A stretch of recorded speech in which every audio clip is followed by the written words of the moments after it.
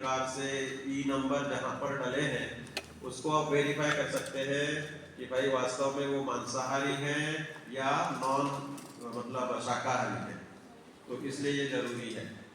ठीक है, दूसरी बात हमने ये समझी थी कि 8 मूल गुण होते हैं। वे 8 मूल गुण कौन से हैं, कोई बताएगा? 8 मूल गुणों के हमने नाम लिखे थे विभिन्न ग्रंथों से। एक बात और लिख लीजिए, टोटल वर्तमान में उपलब्ध श्रावकाचार ग्रंथ है 40। कितने? 40 40 श्रावकाचार ग्रंथ मिलते हैं।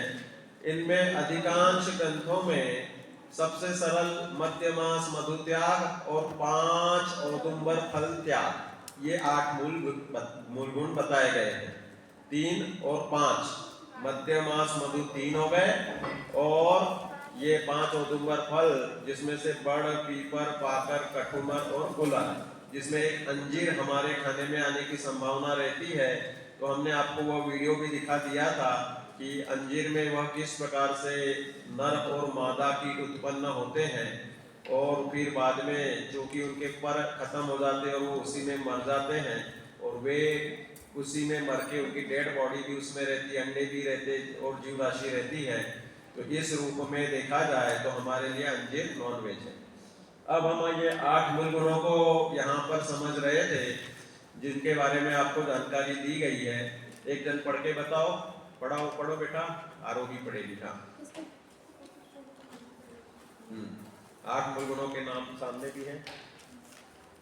पहला 3 मकार त्याग, दूसरा 5 सितंबर फल जो है उनका त्याग, फिर जल गालन है मतलब जल छानने जो होता है वो, फिर रात्रि भोजन का त्याग, फिर जिन दर्शन करना, स्वाध्याय करना, जीव दया पालन करना और अनुव्रत पालन करना। हाँ, देखो ये कलेक्टिव रूप में हमने पूरे कलेक्शन करके निकाल लिए। वर्तमान में सागार, धर्मामृत, 3-4 श्रावकाचार ग्रंथों के नाम लिखो आप। एक लिखो, सबसे पहला श्रावकाचार का ग्रंथ है रत्न करंड श्रावकाचार। किसने लिखा? समंत भद्राचार्य ने लिखा। और इसके सिवाय फिर जो बाकी के ग्रंथों की लिस्ट है उसमें विशेष रूप से पुरुषार्थ सिद्धि उपाय, ये किसने लिखा? आचार्य अमृत चंद्र देव ने। ये भी श्रावकाचार का ही ग्रंथ है, पुरुषार्थ सिद्धि उपाय श्रावकाचार का ग्रंथ है। और उसके बाद में पंडित आशाधर जी हुए 12वीं शताब्दी में, उन्होंने सागार धर्मामृत, सागार, सागार मतलब आगार मतलब होता है घर, घर में घर के साथ रहने वालों को बोलते सागार। सागार धर्मामृत और अनगार धर्मामृत, दो ऐसे ग्रंथ लिखे। तो सागार धर्मामृत के आधार से ये अष्टमूल गुण विशेष रूप से प्रसिद्ध हुए। इस रूप में इसको समझना चाहिए। लब्धि बेटा जगह है, इधर आ जाओ, आगे आओ, आगे बैठो, इधर ऋषि के पास आके बैठो, उधर एकदम पीछे मत बैठो। और भी आगे जगह है, आप भी आ जाओ, क्लियर साइड में, इधर आगे की रो में आ जाओ, पीछे एकदम मत रहो। तो यहाँ पर हमें विशेष बात समझनी है कि विभिन्न श्रावकाचार ग्रंथों में जो हम खाने पीने की चीजें कैटेगराइज करते हैं, वो सब चीजें वर्तमान में सागार धर्मामृत के बाद में 3 क्रियाकोश नाम लिखो। तो एक तो लिखो दौलत राम क्रियाकोश, और दूसरा लिखो किशन सिंह क्रियाकोश। 2 क्रियाकोश ग्रंथ के, 3 नहीं, 2 ही लिखना है। क्रियाकोश ग्रंथ 2 कौन से? दौलत राम जी छड़ाला वाले पृथक रहे, और एक और दौलत राम जी हुए।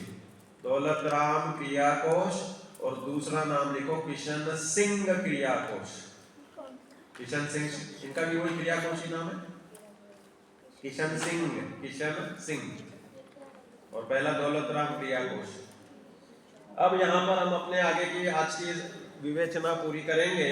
नेक्स्ट स्लाइड करो। 8 हमने दिखा दिया आपको। देखो अब हम इसमें बता रहे हो, आगे श्लोक लो, श्लोक। हाँ, श्रावक को त्रस हिंसा तो छोड़नी चाहिए। हम आपको जोर क्या दे रहे हैं कि मांस छोड़ो। हम आपको ये नहीं बोल रहे कि अभी एकदम से आप खाने पीने में पत्ता भाजी छोड़ लो, हरितकाय छोड़ दो, आप बहुत सारी चीजें आपने इसमें आते हैं। आप जैसे सप्रतिष्ठित वनस्पतियों में टमाटर भी आ जाता है, चीकू भी आ जाता है, पपीता भी आता है, जामुन भी आते हैं। हम आपको इनके ऊपर जोर नहीं देकर के सबसे पहले बता रहे हैं कि स्थावर हिंसा से पहले भी त्रस हिंसा छोड़नी चाहिए। त्रस हिंसा छोड़ना जरूरी है। त्रस हिंसा छोड़ना जरूरी है, ये लिखो आप। श्रावक को तो त्रस हिंसा छोड़नी चाहिए। और नीचे लिखो पुरुषार्थ सिद्धि उपाय 76 श्लोक। श्लोक आपको पूरा लिखना जरूरी नहीं है, अगर लिख ले रहे तो अच्छी बात है। कौन कहेगा, जैसे आपने छड़ाला पढ़ी है ना, छड़ाला में श्रावक का वर्णन किया गया है। चौथी ढाल से पांचवी ढाल तो 12 भावना है, तो उसमें वो लिखते हैं त्रस हिंसा को त्याग वृथा था वर्ण संवारे। ये लिखा है ना कि त्रस हिंसा को श्रावक को छोड़नी चाहिए। अब आप बताओ, श्रावक के 3 भेद हमने कौन से बताए थे? व्याप्ति बता देगी। श्रावक के 3 भेद पहली क्लास में सुने थे आपने, बताओ कौन से हैं, किसको पता है? नव्या बता रही, चलो बता दो बेटा। नव्या जोर से बोलना। श्रद्धावान, विवेकवान, क्रिया। ये तो परिभाषा में है, 3 भेद बताने हैं। 3 भेद। हाँ बोलो रिया बेटा। दिया दिया बेटा बोल रही है। हाँ हाँ बोलो एक बार सब लोग। पाक्षिक, नैष्ठिक और साधक, 3 भेद हैं। हम तुम सब कौन से श्रावक के भेदों में आप गिनते हैं, ये स्वयं को स्वयं का निर्णय करना चाहिए। हमने आपको बताया था पाक्षिक तो जैन धर्म का पक्ष रखता है, लेकिन उसने अभी पक्ष तो ग्रहण किया है लेकिन आचरण ग्रहण नहीं किया। नैष्ठिक वाला जो है वो निष्ठा रखता है, तो कुछ न कुछ नियम संयम के साथ में आगे बढ़ता है, तो इसलिए उसको बोलते हैं नैष्ठिक श्रावक। और साधक है वह तो समाधि मरण पर्यंत, संलेखना पर्यंत नियम संयम से अपना जीवन जीता है, वह साधक है। जिसके हमने उत्कृष्ट भेद लिए थे, एलक और क्षुल्लक, ये उसमें हो गए साधक में। 1 से लेकर 10 प्रतिमाधारी तक को हमने लिया था नैष्ठिक श्रावक में, और बाकी के सब लोग जो छोटा मोटा नियम लेकर के या जैन धर्म का पक्ष लेकर के जी रहे हुए पाक्षिक श्रावक है। ठीक है। अब पाक्षिक श्रावक को यहाँ एक नियम से याद रखना चाहिए। हमने जो अभी बात बताई थी, आप छड़ाला की ये लाइन लिख लो, त्रस हिंसा को त्याग वृथा था वर्ण संवार। हमें त्रस हिंसा का त्याग करना है। तो त्रस की परिभाषा हमने आपको बहुत अच्छे से बताई थी। कौन बताएगा त्रस किसे कहते हैं? त्रस किसे कहते हैं, कौन होते हैं त्रस, वो बताना है। 5 इंद्रियों की विवक्षा में। लब्धि बेटा बोलो, पीछे वाली लब्धि। हाँ बोलो तुम। हाँ 2 इंद्रिय से 5 इंद्रिय। Very good. 2 इंद्रिय से लेकर 5 इंद्रियों के जीवों के शरीर को त्रस कहते हैं। जो वर्तमान में हम मांसाहार की चर्चा कर रहे हैं, जो आपको हमने सुअर की चर्बी से बने हुए कुरकुरे, मैगी और टॉफीज की बात की, और अभी अपन जो बात कर रहे हैं हरा निशान, लाल निशान, ये सब पंचेंद्रिय जीव के हड्डियों के और चर्बी के अवशेष होते हैं। सीधा पंचेंद्रिय, सुअर पंचेंद्रिय है ना, बछड़ा गाय का बछड़ा पंचेंद्रिय है ना। जिलेटिन की हमने कल वीडियोस दिखाई थी आपको कि जिलेटिन कैसे बनता है। तो कत्ल खाने की हड्डियां जो होती है पंचेंद्रिय जीवों की है, तो पंचेंद्रिय जीव को मारने में विशेष पाप है। अभी आगे हम ये भी बताएंगे। यहाँ तो अभी पहले ये समझो कि हमें त्रस हिंसा छोड़नी है। तो त्रस हिंसा छोड़ने के लिए आधार क्या है, कौन कह रहे हैं? तो कह रहे हैं पुरुषार्थ सिद्धि उपाय श्लोक नंबर 76। इसमें बताया है धर्म अहिंसा रूपम। बोलो मेरे पीछे बोलना। धर्म अहिंसा रूपम संश्रवन्तोऽपि ये परित्यक्तुं, संश्रवन्तोऽपि ये परित्यक्तुं स्थावरहिंसामसः, स्थावरहिंसामसः त्रसहिंसा ते विमुञ्चन्तु, त्रसहिंसा ते विमुञ्चन्तु। यह सूत्र लिखिएगा, था इसमें भी करेक्शन होने हैं। परित्यक्तुम चाहिए एक तो, धर्म हिंसा रूपम संश्रवन्तोऽपि ये परित्यक्तुम, स्थावर हिंसाम असहा, इसको अपन ब्रेक करेंगे नहीं तो ये बराबर हो जाएगा। तो कह रहे हैं कि धर्म, जिन धर्म कैसा है, अहिंसा स्वरूप है। धर्म का कहीं भी सच्चा धर्म जो रहेगा उसे जैन जिनेंद्र भगवान ने प्रतिपादित कहा, इसलिए हम जैन कहलाते हैं। इसके अलावा आप और भी दूसरे शब्द दे सकते हैं। अपन ने भक्तामर में पढ़ा ना, बुद्धस्त्वमेव विबुधाचित बुद्धिबोधा त्वं शंकरोऽसि भुवनत्रय शंकरत्वात् धातासि शिवमार्गविधेर्विधाना व्यक्तं त्वमेव भगवन् पुरुषोत्तमेऽसि। फिर से बोलो चौथी लाइन। व्यक्तं त्वमेव भगवन् पुरुषोत्तमोऽसि। व्यक्तम त्वमेव भगवन् पुरुषोत्तमोऽसि। भाई आप व्यक्त रूप से इस संसार में पुरुषोत्तम है, तो ये गुण नाम है। तो इस रूप में हम जिनेंद्र भगवान के भक्त जैन कहलाते हैं। तो जैन धर्म का मूल सिद्धांत है अहिंसा परमो धर्म। तो अहिंसा, यह हमें समझने के लिए यह बात बता रहे कि सबसे ज्यादा हिंसा किसमें है। नेक्स्ट स्लाइड में बता रहे हैं, देखो आपने देखा कि पाप क्रम की वृद्धि, उत्तर उत्तर कितना कितना पाप बढ़ रहा है, 10% बढ़ रहा है कि कितना कितना बढ़ रहा है, अनंत गुना पाप वृद्धि होगी। अनंत समझते हो क्या होता है? Infinity, we can't count it, इतनी बड़ी संख्या होती है अनंत। ये जो है चर्चा संग्रह नाम का ग्रंथ लिखा है ब्रह्मचारी राय मल्ल जी ने, उसमें यह कोट किया उन्होंने, एकेंद्रिय को मारने से अनंत गुना पाप है एक इल्ली मारने को। एक इल्ली से ज्यादा अनंत गुना पाप है खटमल, चींटी, कीड़े, ये 3 इंद्रिय को मारने से। उससे भी अनंत गुना पाप 4 गुना, 4 चतुरिंद्रिय अनंत गुना, चतुरिंद्रिय 4 गुना नहीं, अनंत गुना चतुरिंद्रिय। चतुरिंद्रिय के क्या नाम लिखे हैं? मच्छर, मक्खी, कॉकरोच, ये दिखते हैं आपको रेगुलर, इनको मारने में इतना अनंत गुना पाप है। और उससे भी अनंत गुना पाप क्या है? पंचेंद्रिय की हिंसा, जो अपन यहाँ पर प्रतिपादन कर रहे हैं। क्या क्या है? जानवर की हड्डी, खून, जो भी हम जितने चर्बी, ये सब जितने भी सब्सटेंसेस अगर खाने में या हमारे निमित्त से मारने में, कोई कहे हम खाते तो नहीं है साहब, हम तो इंजेक्टेबल से इंजेक्शन ले लेते हैं, तो हमने खाया थोड़ी है। कह रहे हैं कि तुमने शरीर को भक्षण करने के लिए ही प्रयोग में लिया ना भाई, मुंह से नहीं खाया और चमड़ी से ले लिया। देखो आपको आहार के भेद मालूम है कैसे कैसे होते हैं। पक्षी को देखा, पक्षी क्या करता है? अंडा देता है और अंडे के ऊपर बैठ करके उसको अपने शरीर की गर्मी देते हैं, उसे ओजाहार बोलते हैं।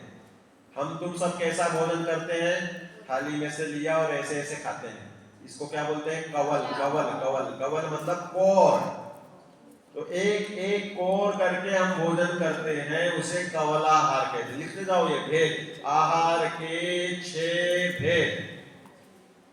तो हम इधर आपको बता रहे हैं कि चमड़ी से अगर इंजेक्शन देते हैं तो भी वह आहार है, लेपाहार में आता है। यद्यपि लेपाहार तो एकेंद्रिय के होता है। लेपाहार समझते हो क्या होता है? स्किन या बाहरी बॉडी पार्ट से एब्सॉर्ब करना। पेड़ को पानी देते तो पेड़ का मुंह होता है क्या? नहीं होता है ना, वो तो उसको मूल में, जड़ में पानी जाता है तो पूरे बॉडी में फैला लेता है। उसको सूर्य की किरणें बॉडी पार्ट्स पे ऊपर पत्तों में मिलती है तो नीचे मूल तक उसमें उसका स्टोरेज हो जाता है। ये जो आलू है, गाजर है, मूली है, ये सब क्या करते हैं कि ये खुद का अर्घ जमा किया हुआ भोजन और सामग्री नीचे जमा कर लेती है। और कुछ प्लांट्स ऐसे होते हैं कि जो फल के रूप में हमें सामग्री देती है ना, ऐसे होते हैं ना। तो लेपाहार यद्यपि एकेंद्रिय में मुख्य है, लेकिन लेपाहार जैसी ही हमारी प्रवृत्ति होती है स्किन से तेल मालिश करके एब्सॉर्ब करना, इंजेक्टेबल से इंजेक्शन लेना, तो ये सब खाने के ही भेदों में आते हैं। देवगति में कौन सा आहार होता है? बताओ पीछे, बताओ सलोनी, देवगति में कौन सा आहार होता है? अमृत। अमृत कोई लिक्विड नहीं होता, मानस आहार होता है, मानसिक आहार। उनको इच्छा हुई मन में विकल्प आया, कितने दिनों में आता है वो भी सब लिखा हुआ है कि जितने सागर की आयु उतने वर्षों में उनको वह मानस आहार लेने का विकल्प आता है, और उतने पक्षों में श्वासोच्छ्वास होता है उनका। तो वहां पर मानसिक आहार चलता है। नरकों में कौन सा आहार मिलता है, किसी को पता है क्या? पहली ढाल नो कर्माहार नहीं, नरकों में सिर्फ कर्माहार है, और बाहर में वो वहां की अशुचि मिट्टी जो क्षारीय और बहुत ही जहरीली होती है, वो मिट्टी खा करके जीते हैं। और उधर का जो मुख्य आहार क्या है? कर्माहार। कर्माहार मतलब सभी जीव कर्म के सहारे जी रहे हैं, हम भी तुम भी कर्माहार ही कर रहे हैं, लेकिन हमारे लिए अलग से कौलाहार की मुख्यता है। छहो आहार कम अधिक रूप में अपने जीवन में आते हैं। फिर वो कह रहे तीर्थंकर भगवान के लिए कौन सा आहार कह रहे हैं? कह रहे श्वेतांबर मत तो कहता है कि वे कौलाहार करते हैं, लेकिन नहीं, दिगंबर मत कह रहे सच्चे तीर्थंकर भगवान को शुदा वेदनीय का कोई उपद्रव नहीं होता, इसलिए कौलाहार का कोई रोल नहीं है। उनके शरीर के परमाणु अपने आप चेंज होते रहते, उसे नो कर्माहार कहते हैं। जैसे आप छोटे से बड़े हो रहे हो कि नहीं, रेगुलर ग्रोथ हो रही है, ये शरीर नो कर्म है, और इसके पार्टिकल्स अपने पर्टिकुलर लेवल पे पूर्ण मतलब बड़ा होना, और गलन मतलब धीरे धीरे आप पर्टिकुलर लेवल तक, हम 30-40 साल तक अच्छे ग्रोथ, पहले 20 साल तक आप ग्रोथ करोगे, 20 साल के बाद में आप 20 से लेकर के 40-50 साल 60 साल तक सेम टू सेम बने रहोगे। फिर 60 साल बाद फिर डीजनरेटिव चेंजेस होंगे, जिसे हम कहते हैं गलन, और फिर बुढ़ापा आते आते हम अदृश्य हो जाएंगे, मतलब दूसरी गति में चले जाएंगे। तो कहने का तात्पर्य यह है, इसे कहते हैं नो कर्माहार। तो तीर्थंकर भगवान आदि को मनुष्य गति में भी हमारे शरीर के परमाणु अपने आप चेंज होते रहते हैं, इसको नो कर्माहार बोलते हैं। ये कोई मुंह से खाने वाला आहार नहीं है। कर्माहार, नो कर्माहार वास्तव में आहार नहीं है कि खाने जैसा हो, वो भोगने की पद्धति ही है। तो हो गए 6 प्रकार, हो गए क्या? कौन सा रह गया? ओजाहार हो गया। हाँ, और कौन सा रह गया? फिर हो गए, ओजाहार लिख लिया आपने, बस। तो फिर हो गए 6 आहार। कौन से बताओ आरोही पढ़ के। लेपाहार, मांसाहार, कर्माहार, कपलाहार, नौकर्माहार और ओजाहार। हाँ, मांसाहार शब्द की जगह मानसिक आहार, मानस आहार, या तो ऐसे बोलो, या मानसिक आहार। देव गति में उसकी मुख्यता है, हमारी तुम्हारी मनुष्य गति में कौलाहार है, तिर्यंच में भी कौलाहार है। एकेंद्रिय में लेपाहार की मुख्यता है, नरक में कर्माहार की मुख्यता है। अब देखो, जो हम यहाँ पर हिंसा करते हैं, तो हमें यह कॉन्सेप्ट समझ में आना चाहिए कि एकेंद्रिय को मारने में जितना पाप है उससे भी अधिक पाप है इंद्रिय को मारने, मतलब तीन इंद्रिय से ज्यादा चतुर्ंद्रिय, पंचेंद्रिय को मारने में सबसे ज्यादा पाप, और पंचेंद्रिय में भी गर्भस्थ शिशु को मारने में और भी बड़ा पाप। भाई, गर्भ का आया हुआ जीव माता के और पिता का दोनों का उसके निमित्त बनता है, तो वह पाप उससे बड़ा।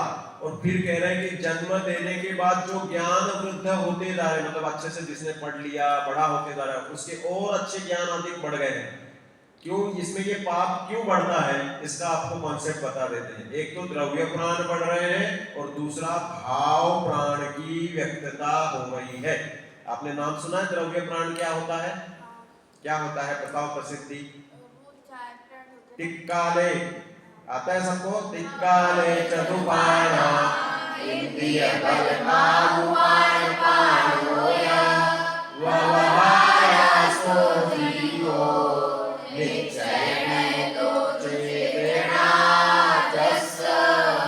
इसका मतलब ये है कि तीनों काल में जीव के 10 प्राण कहो या 4 प्राण, मुख्य रूप से पंचेंद्रिय हो जाएगा तो 10 प्राण।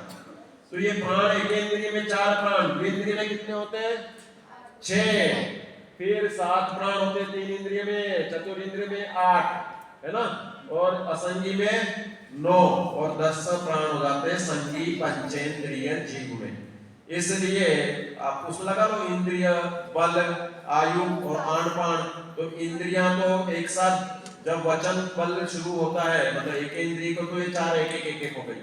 फिर इंद्रिय जब रसनेंद्रिय मिलती है तो बोलने की ताकत भी मिल जाती है, क्योंकि रसनेंद्रिय जीव के सहारे ही हम बोलते हैं, और द्विंद्रिय से जीभ मिल जाती है, तो बोलते तो है वो लेकिन सुन नहीं सकते, उनके कान तो मिलेंगे पंचेंद्रिय के समय में। तो द्रव्य प्राण बढ़ गए ना उसके, तो द्रव्य प्राण बढ़ते हैं तो उसकी शक्ति पर्याय में बढ़ती है। भाई एक तो ऐसा है कि एक इंद्रिय एक कदम भी नहीं चल सकता, द्विंद्रिय कुछ कदम चल सकती है, इलिया जाती है, लेकिन कितने दूर तक जाएगी? 2-4 किलोमीटर तक जाएगी, और चिड़िया और भी आगे तक जाएगी, और चतुर्इंद्रिय भौरा और कई दूर तक जा सकता है, और पंचेंद्रिय मनुष्य और तिर्यंश तो कई कई दूसरे गांवों तक जाते रहते हैं अपन। तो इस रूप में देखा जाए तो शक्ति की अभिव्यक्ति होने से हिंसा में पाप की वृद्धि होती है, पहला पॉइंट। दूसरा पॉइंट कि चैतन्य प्राणों की अभिव्यक्ति भी बढ़ती है। चैतन्य प्राण है अपना निश्चयदु चेतना जस्स, निश्चय नयदु चेतना जस्स, ये चैतन्य है वह बढ़ता हुआ है। इसलिए जो पंचेंद्रिय जीव को मारने में है सबसे ज्यादा पाप है। हाँ पूछो बेटा, प्रसिद्धि कुछ पूछ रही थी। ओजाहार किस होता है? ओजाहार पक्षियों में होता है, ठीक है, हो गए सबके पॉइंट्स बन गए। लेपाहार एकेंद्रिय में, मतलब पेड़ आदि, ठीक है। कुछ पूछना हो पूछते जाओ, जब लिख रहे हैं तो उसी पॉइंट को लिख लो। अब सेकंड पॉइंट लिख लो कि भाई पाप क्रम की वृद्धि होती है अनंत गुणा, क्यों? तो लिखो एक द्रव्य प्राण बढ़ने के कारण, द्रव्य प्राण की शक्ति बढ़ने के कारण, द्रव्य प्राण बढ़ते जा रहे, एक इंद्रिय से द्विंद्रिय में ज्यादा, द्विंद्रिय से तीन इंद्रिय में ज्यादा, और ऐसे ही चैतन्य प्राण की शक्ति बढ़ने के कारण इनको मारने में ज्यादा पाप है। तो पॉइंट लिखा ना, पाप क्रम की वृद्धि अनंत गुणा क्यों है? प्रश्न उत्तर क्या होगा कि इनके द्रव्य प्राण की शक्ति बढ़ रही है, शक्ति और व्यक्ति लिखना पड़ेगा, द्रव्य प्राण की व्यक्ति बढ़ रही है और चैतन्य प्राण की भी शक्ति और व्यक्ति दोनों ही लिख लो, शक्ति और व्यक्ति दोनों ही बढ़ रही है। तो इसलिए पर्याय में जिसकी ताकत बढ़ गई है उसकी ताकत को मारने में विशेष पाप है। जो जिसकी शक्ति को हरण करेगा वह खुद शक्तिहीन हो जाएगा। खूब पाप करोगे तो कह रहे कि कौन सी गति में जाओगे? नरक में। कह रहे वो तो पंचेंद्रिय ही है, वो तो ठीक है, लेकिन एकेंद्रिय में चला जाएगा तो इसकी शक्ति कितनी सी रहेगी, अनंत काल में भी निकलना कठिन हो जाएगा। नरक वाला जानता देखता है, वो जानता है मैंने गलती की थी इसलिए मेरी पिटाई हो रही है। आपको कोई पनिशमेंट दी जाती है तो आप जान लेते हो और उस काम को छोड़ देते हो। ऐसे ही बहुत सारे नारकी पिटाई खाने के बाद में सुधर जाते हैं, तो नरक से निकल करके उस भाव में वो साक्षात पहले नरक वाले जीव तीर्थंकर बन सकते हैं। मालूम है एक नारकी अभी है पहले नरक में, जो अगला पहला तीर्थंकर बनेगा कौन है? श्रेणिक राजा का जीव महापद्म तीर्थंकर बनेंगे। बोलो साहब, मतलब सुधर गए वो। बहुत सारे जीव, वह तीसरे नरक से निकले हुए जीव जो होते हैं वे मुनि दीक्षा लेकर के भी मोक्ष जा सकते हैं, इतने सुधर जाते हैं। पिटाई खाना और लेकिन ज्ञान का सम्यक हो जाना वो चांस है नरक में, लेकिन एकेंद्रिय वाले को तो कोई चांस ही नहीं, कब निकलेगा कोई ठिकाना ही नहीं है। नरक में पर्टिकुलर टाइम पीरियड है कि इतने दिनों बाद इसको निकलना कंपलसरी है, और नरक से निकल के पुनः नरक में नहीं जाते। ये मालूम है आपको? 7वें नरक वाला भी होगा तो फिर से बैक टू बैक नरक में नहीं जाएगा, पहले तिर्यंच बनना पड़ेगा उसको, फिर जाकर के 1 से 6 नरक में जाके फिर वह पुनः तिर्यंच बन के और फिर इस मनुष्यादिक में आ सकता है। ऐसे रूल्स है। तो इसलिए नरक गति में ज्यादा पाप नहीं है, सबसे ज्यादा पाप है एकेंद्रिय का। ठीक है, चलो तो एकेंद्रिय का मारने का जो बताया हमने। दूसरा एक लॉजिक लिखो इसमें कि एकेंद्रिय जीव होते हैं सेल्स जाति के। सेल्स समझते हो आप लोग? Mitochondrium is power house of cell, there are multiple functioning in one cell. Chlorophyll होती है, माइटोकॉन्ड्रियम होता है, और क्या क्या होता है? प्लाज्मा होती है। सेल्स में होता है ना ऐसे कंटेंट्स। हाँ जोर से बोलो। गोल्गाई apparatus, हम लोग गोल्साई की गोल्गाई apparatus वगैरह बहुत से उसके पार्ट्स होते हैं। तो कहने का मतलब ये कि सेल्स में किसी प्रकार का रस, रक्त, मांस, मेद, अस्थि, मज्जा, शुक्र, सात धातु नहीं होते। कौन सी सेल्स में? प्लांट सेल्स में। लिविंग सेल्स में तो होती सेल्स है, द्विइंद्रिय के शरीर में भी सेल्स कही हमने। तो वनस्पति में अंगोपांग नहीं होते और रसादी सात धातुएं नहीं होती, इसलिए वनस्पति के शरीर को मांस नहीं कहते हैं। ठीक है, नेक्स्ट देखो, अब अपन ने समझ लिया पाप का। अब अभक्ष्य के भेद को समझ लो आप। अभक्ष्य कितने प्रकार के होते हैं? तो यहाँ पर 5 प्रकार के लिखे हैं। इसके अपन सिंपल एक एक लाइन में ही समझ रहे हैं, क्योंकि अपना आज का लास्ट सेशन है, तो इसको सब अपन समझ लोगों को संहार कर रहे, समान्वित कर रहे पूरा। त्रसघात, त्रस किसे कहते हैं अभी अपनी होगी अच्छे से परिभाषा। द्विइंद्रिय से लेकर पंचेंद्रिय तक सब त्रस है। हम तुम कौन है? त्रस है, स्थावर नहीं है। ठीक है ना? तो त्रसघात किस किस में हो जाते हैं? अपने खाने पीने की चीजों की बातें चल रही है। घुना अन्न, घुना अन्न समझते हो क्या होता है? आपने गेहूं में देखा होगा बहुत बार छेद किया हुआ मिल जाता है। कभी चने की दाल देखो, उसमें छेद करके एक बैठ जाता है, कौन? घुन बोलते हैं उसको। हमारे इधर बुंदेलखंडी में तिरुला बोलते हैं। मराठी मध्ये काय म्हणतात? मोक्षदा कुठे आहे? हाँ, काय म्हणतात मराठी मध्ये? ते धान्यामध्ये छोटे छोटे कीड़े होतात, आप बताइए क्या बोलते हैं? घुन को क्या बोलते हैं? घुन को किडाई बोलते हैं। धान्य खराब झालं, त्यामध्ये कीड़े पडले, ठीक है, कीड़ा बोलते हैं सब जगह। तो इस तरह से वह उसमें घुन हो जाती है। तो वो क्या है, देखो कितनी उसके लिए फैसिलिटी। उसमें तो एक कार्टून भी देखा था हमने, टॉम एंड जेरी देखा आपने? तो उसमें जो जेरी है ना, चूहा रहता है ना, और टॉम तो रहता है बिल्ला या बिल्ली तो वो उसमें जाकर के अंदर किसी खाने के अंदर बैठ जाते चूहे, तो उनके लिए तो बहुत बड़ी बड़ी चीजें हो जाती है ना। तो वो उसमें अंदर जाकर के कोई ऐसे केक में अंदर जाकर के बैठ जाता है और बोलता है कि और ले ले, आराम से खाता है, उसी में रहता है। बहुत सारे लोगों की ऐसी अवस्था हो जाती है कि खाने की चीज में ही पैदा होते, खाने की चीज पूरी उतनी सारी है कि वो जीवन भर खाता रहता है और उसी में मर जाता है। ये घुन होती है ना, ये ऐसी होती है कि उस गेहूं के दाने में हुई, एक दाना पूरा हो गया, आटा बन के खत्म हो गया, खा लिया, फिर दूसरे दाने में घुस जाएगी। ऐसे करके जीवन भर बहुत सी घुन होती रहती है और मरती रहती है अपनी आयु से। कितने इंद्रिय है घुन? 3 इंद्रिय। चींटी जैसी होती है, उसके 2 पैर भी होते हैं ना, इस तरह से। तो कहने का मतलब ये कि कुछ जाति का तो उसको खाने पीने का तो अनुकूल है, लेकिन मरने का भी और आयु का भी, और 3 इंद्रिय है, बुद्धि नहीं है, कुछ नहीं है। तो ऐसी बहुत सारी जन्म लेने की अवस्थाएं बन जाती। तो घुना अन्न है, वो जीवों के साथ होता है। जब कभी आपके इसमें घुन लग जाए तो वो भोजन नहीं खाना चाहिए। बाजार में क्या करते हैं कि बहुत बार घुन लग जाती है, लेकिन वो तो पीस करके रोटी बना दी और दे दी आपको। चक्की वालों के पास जाना चाहिए बीच बीच में। किस किस के, सबके घर में चक्की होगी, आटा की है ना। और बहुत सारे लोग बाहर की चक्की में जाते हैं तो वहाँ देखते हैं कि उनकी चक्की में वो घुन घूमती रहती है और उसी में पिसवा लेते हैं गेहूं लोग, और फिर वो मर के एकदम से उसमें से ही उसके अवशेष मिल जाते हैं। तो इसलिए चक्की का खाना नहीं, बाहर का भोजन नहीं, होटल का भोजन क्यों नहीं? क्योंकि घुना अन्न होता है। दूसरा बासा, बासे अन्न में भी जीव हो जाते हैं। बहुत बार दिखते हैं हमें, फफूंद दिख जाती है, बहुत बार इल्लियां दिखने लग जाती है। अचार अगर कोई 24 घंटे के ऊपर का खाता है तो उसमें बैक्टीरियल ग्रोथ हो जाती है। 5-7 दिन बाद फफूंद भी दिख जाएगी। बहुत सारे दुष्ट चित्त होते हैं, वो फफूंद के ऊपर नमक डालते फटाक से खोल देते हैं, तो वो नमक से गल जाती है और उसी में अचार में मिल जाती है। बहुत बार इल्लियां भी हो जाती है तो लोग उसके ऊपर फिर से घी डाल देते हैं, नमक में शरीर गल जाता है। आप बॉम्बे वाले कोई है क्या आपके क्लास में? तो बॉम्बे में वो जो नमक बनाते हैं ना, तो खाड़ी का पानी, खाड़ी मतलब वो समुद्र से लेकर के छोटे छोटे हिस्से करके खाड़ी बना लेते हैं, और खाड़ी के फिर छोटे छोटे गड्ढे गड्ढे बना देते हैं, उसमें पानी सूखता रहता है और वो फिर नमक बनता है। और उसमें अगर कोई चोंच डाले तो पक्षी की चोंच गल जाए, कोई छोटे मोटे कीड़े गिरेंगे तो बन के वो गल के नमक बन जाएगी, क्योंकि कॉन्सेंट्रेटेड क्षार हो जाता है वो नमक का पानी सूखते सूखते सूखते सूखते, और बाद में फिर वो नमक बनता है। तो सोचो समुद्री नमक कितना हिंसा वाला है। इसलिए हमें ये कौन सा नमक खाना चाहिए? सेंधा नमक खाना चाहिए। काला नमक भी नहीं, काला नमक त्रिफला चूर्ण मिक्स करके और फैक्ट्रियों में बनाते हैं, तो उसमें अनचना पानी भी गया पूरा, और ये समुद्री नमक को मिक्स करके बनाते हैं, फिर क्रिस्टलाइज हो जाता है। उसके भी वीडियोस बहुत सारे दिख जाएंगे, लेकिन अभी टाइम नहीं है। तो बासा पुराना भोजन नहीं खाना है, अमर्यादित भोजन।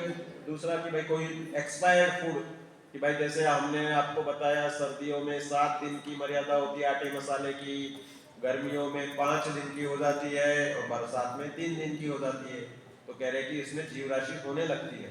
फिर कोई कहे भाई हमने एक बार 4 दिन का खा लिया तो अब हम आगे उसको हमेशा ही ऐसा पुराना खाते रह गया। कह रहे नहीं, जैसे तुम कीचड़ में पैर चला जाए तो फिर तुरंत ही पूरे कीचड़ में नहा लेते हो क्या? अपन कोशिश करते कि इतना तो लग गया, लेकिन अब आप बिल्कुल एक पार्ट में भी कीचड़ नहीं लगे। कोई अमर्यादा से 3 दिन की जगह 4 दिन का आटा खा लेता है तो उसे ग्लानि होनी चाहिए और 5वें दिन भाई अब तो नहीं खाना है करके। तो इसलिए पाप को बढ़ाना नहीं है। बहुत सारे लोग बोलते हैं कि भाई हमने पापड़ की मर्यादा भी 24 घंटे की है, क्योंकि पानी के इसमें उसकी लोई बनती है और उसको सुखा देते हैं। तो बहुत से लोग बोलते हैं कि हम 24 घंटे का नहीं, सब रोज रोज नहीं बनाएंगे। तो हम कहते हैं कि भाई 24 घंटे में तो नियम है, फिर भी तुम्हें अगर ज्यादा राग है तो 2 दिन तक का ही लो, ऐसा नहीं कि तीसरे दिन भी ले लो, चौथे दिन भी। कह रहे हम तो 15 दिन का भी ले लेंगे। कह रहे नहीं, ऐसे तो तुम हिंसा में मल्टीप्लाई करते जा रहे हो। पहले दिन हमने आपको बताया 2 जीव हैं उसमें, तो दूसरे दिन कितने हो गए? 4, तीसरे दिन कितने होंगे? 16, फिर अगले चौथे दिन अपन उसमें दिन दुने रात चौगुने गति से स्क्वायर करके बढ़ते जाएंगे। तो इसलिए जितना पुराना लोगे उतना महापाप है। इसलिए लिमिटेशंस बनाना, आपको पापड़ लेना है तो बना लो नियम, 3 दिन से ज्यादा का नहीं लेंगे, पुराना नहीं लेंगे, बाहर का तो बनाना तो लेना संभव ही नहीं है। तो इस रूप में हमें लिमिटेशंस करने के लिए आपको ये ज्ञान दिया जा रहा है। और आपके लिए बहुत अच्छी बात है कि आप में इसकी इच्छा भी हुई संयम भाव लेने की, और बहुत अच्छी आपकी इच्छा। देखो मैंने कल लब्धि से बात की थी तो ये बोल रही थी कि मैं च्युइंगम का त्याग करना चाहती हूँ, नियम लेना चाहती हूँ। बहुत अच्छी बात है, तुम्हारे मन में खुद होके उसके भाव आया। जब हमने च्युइंगम का आपको वीडियो दिखाया था उसमें बताया था ना कि भाई एनिमल फैट से बनता है, तो मतलब आप सोचते हो तो धीरे धीरे आपको उससे हिंसा से बचने का मार्ग मिल जाएगा। इसलिए बहुत अच्छी अपन अनुमोदना करते हैं, तालियां बजाओ। और लब्धि के इस भाव की हम अनुमोदना करते हैं। अहिंसक ताली नहीं, अभी तो दिन में है तो ये वाली तालियां भी चलेगी। ये बहुत ही अच्छी बात है कि इसने खुद होके सोचा, मुझे कल बताया इसने कि मैं च्युइंगम छोड़ना चाहती हूँ, नियम लेना चाहती हूँ। तो मैंने बोला अच्छी बात है, तुम क्लास सुन रही हो तो तुमने उसका विचार किया और जीवन में उतारने की कोशिश की, तो इसलिए ये बहुत अच्छी बात है। आप लोग भी ऐसे छोटे छोटे नियम ले सकते हो, या अगर खाते हो तो धीरे धीरे छोड़ने का भाव आएगा। आप संगी पंचेंद्रिय हो ना, समझाने से जो समझता है उसे संगी कहते हैं, और जो समझाने पर भी नहीं समझता उसे असंगी के समान कह देते हैं। गुम्मट सर में कहता है सम्मा दिट्ठी जीवो वैथम पवनम सद्दहति, और सद्दहति असद्भावम अजानमान गुरु नियोगा। और मिथ्या दृष्टि के लिए लिखते मिथ्या दिट्ठी जीवो वैथम पवनम न सद्दहति। उपदेश देने पर भी जो समझदार नहीं होता, समझने की कोशिश नहीं करता है, उसे कहते हैं मिथ्या दृष्टि। तो चलो वो प्रकरण जुदा। दूसरा भक्ष्य बहुघात, जितने भी कंदमूल हैं ये सब प्रतिष्ठित प्रत्येक होते हैं, इसलिए बहुघात। आलू, गाजर, मूली, ये सब अनंत जीवों के पिंड है।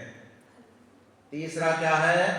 प्रमाद कारक या मादक अभक्ष्य, नशा कारक। कौन से पदार्थ होते हैं? शराब, भांग, गांजा, अफीम, एमएसजी, अलग अलग प्रकार की ड्रग्स टैबलेट आती है और लोगों को नशा करने की आदत होने लगती है। पहले शराब पीते हैं तो कड़वी कड़वी लगती, लोग बोलते हैं, मेरे को कोई अनुभव नहीं है तो कड़वी लगती है, लेकिन 2-4 दिन बाद वो ऐसे आदी हो जाते हैं, बोलते कि इसको पीने के बाद प्लेजेंटनेस होती है। आपने छड़ाला में चित्र देखा? कौन सा चित्र बना है शराबी का? नाली में पड़ा है, और हाँ बॉटल लेके पड़ा है, और कुत्ता भी दिखाया है उसमें। कुत्ता उसके मुंह पे सुसु कर रहा है और उसको लग रहा है कि मैं तो अमृत पी रहा हूँ। बोलो साहब, कितनी बेकार हालत हो जाती है, शराबी की सोच कितनी गंदी हो जाती है। तो इसलिए ऐसे इन नशाकारक पदार्थों से बचना।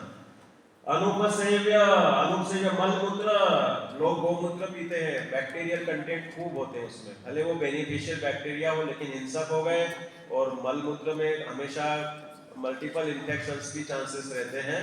और आजकल गायों का जीवन वैसा नहीं रहा जैसे पहले रहती थी, पहाड़ों पे चढ़ना और अच्छे से खाना पीना, लोग सेवा करते थे पहले। बछड़ों को तो अब रखते ही नहीं है, तो महाहिंसा का दोष हो गया। और अनिष्ट कारक में भाई, जब आपको बुखार आ जाए तो रोटी नहीं खाने की इच्छा होती है, तो क्या बोलते हैं? हलवा दे दो। तो कह रहे हैं हलवा खाओगे, पहले ही अग्नि मंद है, तुम थोड़ा सा सिका हुआ मखाना खा लो, अगर मुरमुरे ले रहे हो तो मुरमुरे ले लो, लेकिन ये हलवा वगैरह तो उस समय पचाने की ताकत ही नहीं रहेगी, तो बुखार और बढ़ जाएगा।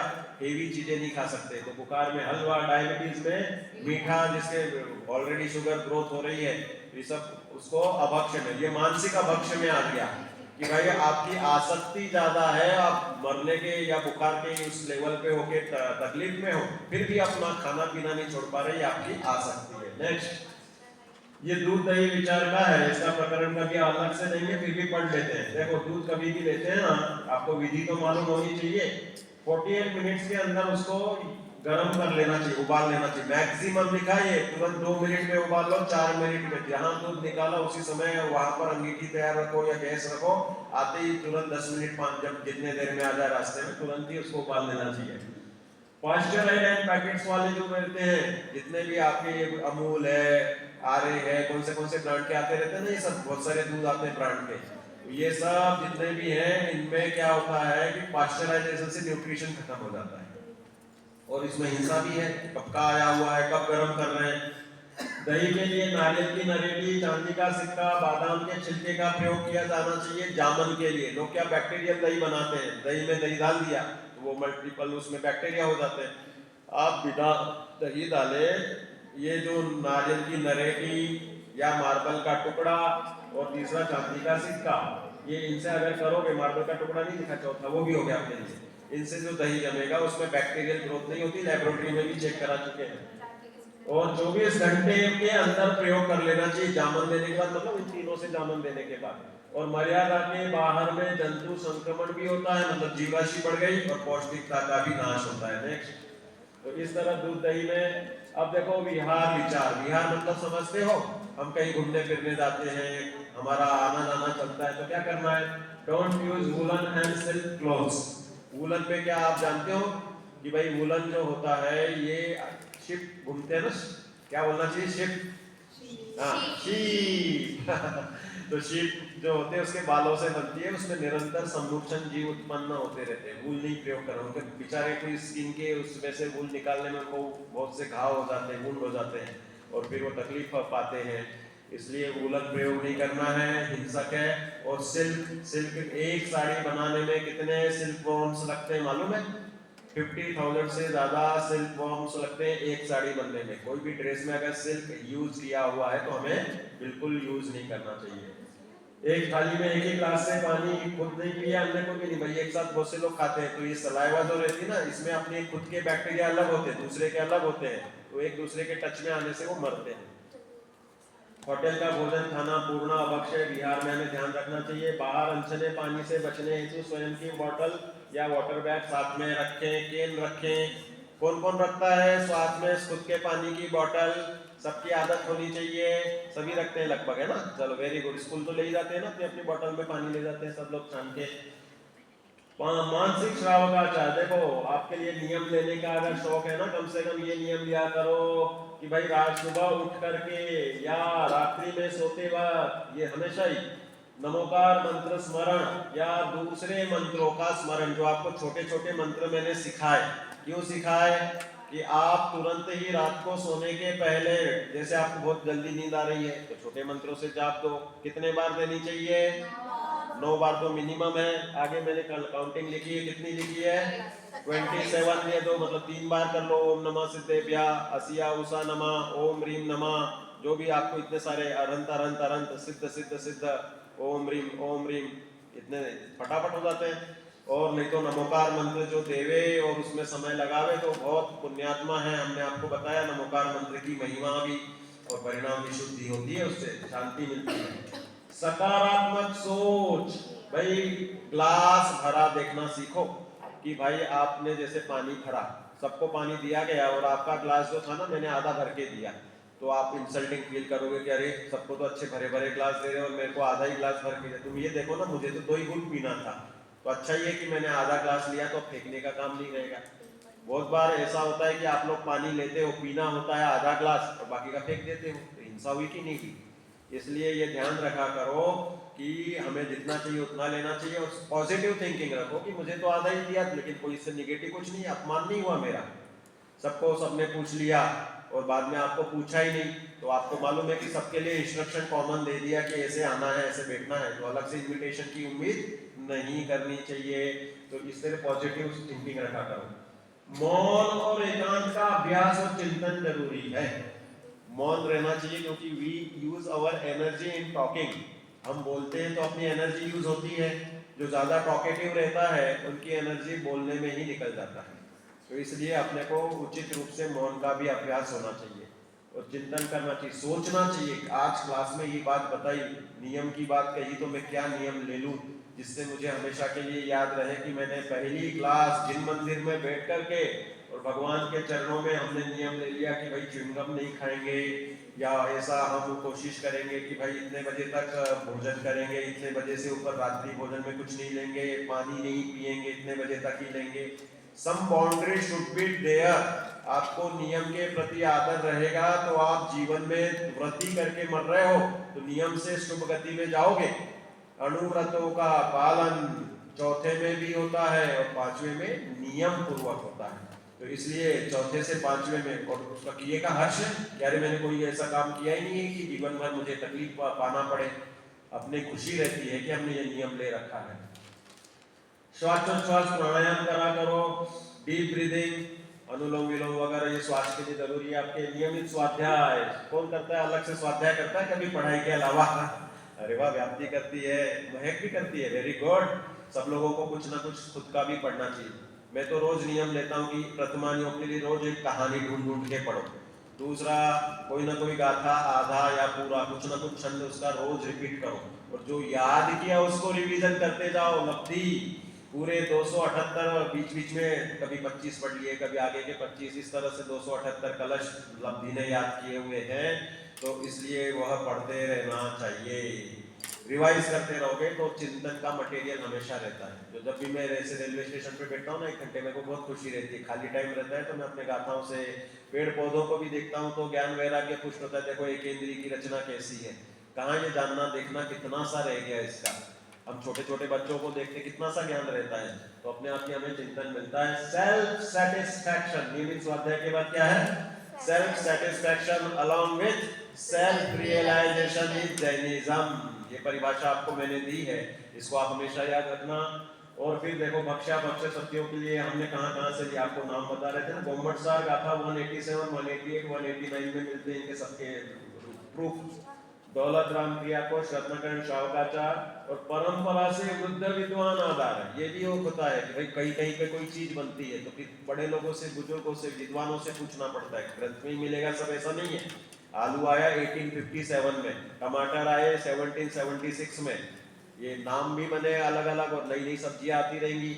अब चाइनीज खीरा आ रहा है और ऑस्ट्रेलियन अंगूर आ रहे हैं, बहुत सारी चीजें विदेश से आती ना अपने इधर।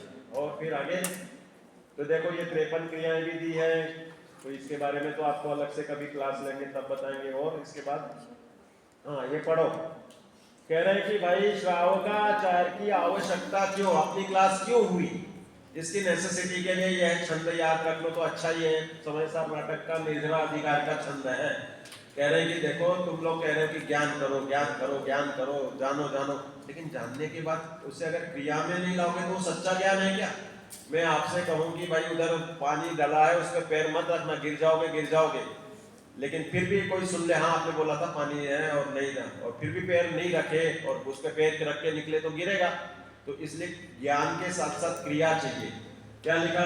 जो बिन ज्ञान क्रिया अवगाहे, जो बिन क्रिया मोक्ष पद चाहे, जो बिन मोक्ष करे मैं सुखिया, सो अज्ञान मूढ़ में मुखिया। अजान चाहिए, सो अजान मूढ़नी में मुखिया। कह रहे कि बिना ज्ञान के क्रिया करे सो भी गलत। आपको लॉजिक तो पता होना चाहिए। आप आलू क्यों नहीं खा रहे, मांसाहार क्यों नहीं कर रहे, आपने क्यों छोड़ दिया? तो इसलिए ये क्लास आपकी प्राइमरी लेवल की बहुत बड़ी क्लास है।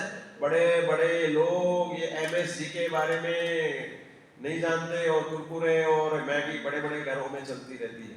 तो इसलिए हमें ये बातें आपको वीडियोस दिखाई है आप इससे ग्लानि करें, धीरे धीरे छोड़ते जाएं, घर वालों को भी बताएं कि भाई इसमें ये चीजें हैं। यूट्यूब की आपको सबको ये क्लासेस आपकी इस पे है, शाश्वत धाम चैनल पे, तो आप इसको देख सकते हो, घर वालों को भी दिखा सकते हो। वो लिंक देख करके आप अपने यूट्यूब पे खोल सकते हो मैगी एंड MSG, या मैगी में वेज नॉन वेज, तो फटाफट आपको यूट्यूब पे लिंक मिल जाएगी कि नॉन वेज होने के प्रूफ वाले वीडियोस मिल जाएंगे। नेक्स्ट, तो इस तरह से श्रावकचर्या के लाभ से क्या होगा, देखो आपका स्वास्थ्य सही रहेगा, ख्याति लाभ यश होगा, शारीरिक और मानसिक तृप्ति होती है कि हमने अच्छा काम किया, लगता है ना आपको, अच्छे से आपने आंसर दिया तो खुशी होती है, तारीफ होती है आपकी तो अच्छा लगता है ना। और ओजस तेजो विद्या वीर्य यशो बुद्धि विजय विभव समाध, यानी कि श्रावकाचार पालन करने वाला ओजस्वी तेजस्वी और बहुत पुण्यात्मा होता है रत्नकरण श्रावकाचार। और पारलौकिक लाभ क्या है, आध्यात्मिक सुख शांति मिलेगी, स्वर्ग में जाओगे, आगे चल के मोक्ष जाओगे, पुण्य बंध का होगा, पाप बंध होना ये तो संसार बंधन है। और सिद्धि तय्यमी भवे पंचमय को भी सप्तमठवे भुंजीवी सुर मणुय सुहम पावे कमेन सिद्ध पदम। ये है वसुनंदी श्रावकाचार में कह रहे कि जो श्रावकाचार अच्छे से पालता है वो तीसरे भाव में, कोई पांचवें भाव में, कोई सातवें आठवें भाव में मोक्ष प्राप्त करता ही करता है। सिद्धि मतलब मोक्ष को प्राप्त करता है। इस प्रकार से ये श्रावकचर्या के लाभ है, तो हमें इसका विशेष रूप से ध्यान रखना चाहिए। आया समझ में? इस क्लास का क्या लाभ हुआ आपको? अब ये एक लास्ट प्रश्न पूछ के अपन अपनी क्लास का पूरा समापन करेंगे कि भाई इस क्लास को सुन करके आपके मन में क्या रिएक्शन हुई। इधर से शुरू करते हैं, कुछ भी एक एक लाइन में रिएक्शन बताओ, क्या अच्छा लगा क्या बुरा लगा, या व्याप्ति बता दो पहले, जो अपने रूप में बताएंगे तो लोगों को आइडिया आएंगे। मुझे MSG और मैगी का रियल सच पता चला और मैंने उन चीज़ों च्युइंगम का त्यागी कर दिया। और मुझे पता चला उसके बारे में, और मांस कैसे इनडायरेक्टली डलता है। बराबर, देखो इन्होंने भी च्युइंगम का त्याग किया, ताली बजाओ, सब लोग अनुमोदन करते जाओ, तो अच्छी बात आ रही है। ऐसे रिकॉर्ड कर लो एक एक का। हाँ, फिर और कौन बोलना चाहता है? हाथ ऊंचा करके बोलते जाओ। बताओ लब्धि, तुमने क्या किया? लब्धि ने किया ना इधर ये कोने में। हाँ बताओ, खड़े होके बताओ क्या किया तुमने, क्लास सुन के क्या लगा, अच्छा बुरा क्या लगा तुमको, खड़े होके बताओ। हाँ, वो वीडियो से च्युइंगम का त्याग लिया और मतलब वो रियल सच पता चला कि इसमें ये डलना। वेरी गुड वेरी गुड, बहुत सुंदर। इन्होंने भी च्युइंगम का त्याग किया है, तालियां बजाओ सब लोग, बहुत अच्छा। हाँ, दृष्टि बताएगी आप इस क्लास में क्या सीखा आपने, क्या अच्छा लगा, क्या जानकारी हुई? मैंने इस क्लास में सीखा कि मतलब जो चीज़ें हैं जैसे टैबलेट्स वगैरह भी हो गया, कुछ भी हो गया, तो वो मतलब जिस सुअर के मांस से किसी के मांस से बनती है तो वो मतलब बहुत हिंसा के पात्र है, और मतलब उससे कुछ कुछ चीज़ें सीख कर बहुत कुछ का भी त्याग भी किया। वेरी गुड वेरी गुड, सब लोग, बहुत अच्छी बात है। इनके लिए भी बहुत कुछ इन्होंने भी मन में क्या की भावना रखी है, बहुत अच्छा। हाँ, आप तीसरा निष्ठा बोलो, तुमने क्या सीखा क्लास में, क्या समझ में आया? मैंने मैगी का और च्युइंगम को त्याग कर दिया। अरे वाह, देखो इन्हें डबल त्याग किया है, मैगी और च्युइंगम दोनों। तालियां बजाओ, बजाते जाओ, अभिनंदन करते जाओ। और बच्चे के बारे में बताया। वेरी गुड, बच्चे के बारे में इन्होंने जानकारी ले ली, बहुत अच्छी बात है। और बेटा आगे नव्या। च्युइंगम का तो मेरा आजीवन का था ही, लेकिन मैगी का भी ले लिया। अरे वाह वाह, बहुत सुंदर, तालियां बजाते जाओ। लब्धि। मैंने ऐसे सोचा कि मैं मेरी तबीयत को बहुत कम खराब होने दूंगी कि मैं बजा की दवाइयाँ। वाह वाह वाह, इन्होंने देखो मेडिसिन के ऊपर ही सीधा अटैक कर दिया कि अपनी स्वास्थ्य की रक्षा ऐसे करेंगी कि कभी औषधि ही नहीं लेना पड़े। बहुत अच्छी भावना आपकी, और सफल हो, हम सब शुभकामनाएं देते हैं। आगे ध्रुवी बेटा। मैंने च्युइंगम और मैगी और दवाई की त्याग की भावना रखी है इन्होंने, बहुत अच्छी बात है बेटा, बहुत सही है, वेरी गुड। दवाई की कोशिश करेंगी, आयुर्वेदिक औषधि ले सकते हैं, और इमरजेंसी में एलोपैथिक में जैसे है तो विकल्प रखेंगे, कोशिश करेंगे। हाँ, अगर कभी बीमार होंगे तो शुद्ध दवाई लेकर ही स्वास्थ्य ठीक करें। वाह वाह वाह, वेरी गुड, इसको बोलते बहुत अच्छी बात है। और आपके लिए आयुर्वेद के लिए कभी भी आप ऐसे संपर्क करोगे तो हम देंगे। हाँ लब्धि, बोलते जाओ, एक एक लाइन बोलते जाओ सब लोग, लास्ट क्लास है अपनी। कॉमन है सब, जो आप लोगों ने बोला वही चीज है। वेरी गुड, सबकी यही है। आगे कोई और कुछ अलग बोलना चाह रहा है? अस्मी का कुछ अलग से विवेचन? तब तुमने तो क्लास ही नहीं सुनी, ज्यादा है ना, आज ही आए ना तुम लोग, तो सुनी। वेरी गुड, चलो अच्छी बात है। तो हम सब चाहते हैं कि देखो जानकारी और जुटाते जाना चाहिए। कभी भी हमने आपको जो जानकारी दी वो साइंस से दी, गूगल सर्च कर करके, जो प्रचलित यूट्यूब पे जिनके मल्टीपल लैक्स में व्यू हैं, अमिताभ बच्चन वगैरह के आवाज में जो रिकॉर्डेड है, ऐसे वीडियो से आपको बताया, क्योंकि ये चीजें आज की हैं। हम आगम पढ़ते हैं, शास्त्र पढ़ते हैं, तो मांसाहार को सबसे बड़ा पाप मानते हैं। इसलिए हमें जरूरी है कि हमारे जीवन में कभी भी मांसाहार नहीं आवे। इसलिए हमेशा सचेत और सजग रहना चाहिए, अपने ज्ञान को इंक्रीज करते जाना, पढ़ते रहना, और कोई बात मिले तो मुझे भी प्रेषित करना और आपस में भी शेयर करना चाहिए। देखो, मैं स्वयं करता हूँ, दूसरों से कराता हूँ या अनुमोदन करता हूँ, तो उसमें एक सा पुण्य है, क्योंकि हमारी भावना ऊंची है। हम चाहते हैं कि कोई भी जीव कभी भी तकलीफ नहीं पावे। संसार में सब अहिंसा धर्म को पालन करके जीवों की रक्षा करें और खुद भी स्वस्थ हो, अच्छा रहे। इसलिए हमने ये श्रावकाचार की क्लास ली। इसमें किसी के ऊपर कोई कटाक्ष नहीं है, किसी के ऊपर कोई कमेंट नहीं है, किसी की कोई निंदा नहीं है, लेकिन सब लोग सच्चे मार्ग पर चले, दया धर्म पालते हुए अपना इस मोक्ष मार्ग को प्रशस्त करें। इस भावना से हमने क्लास ली। बोलिए महावीर भगवान की जय।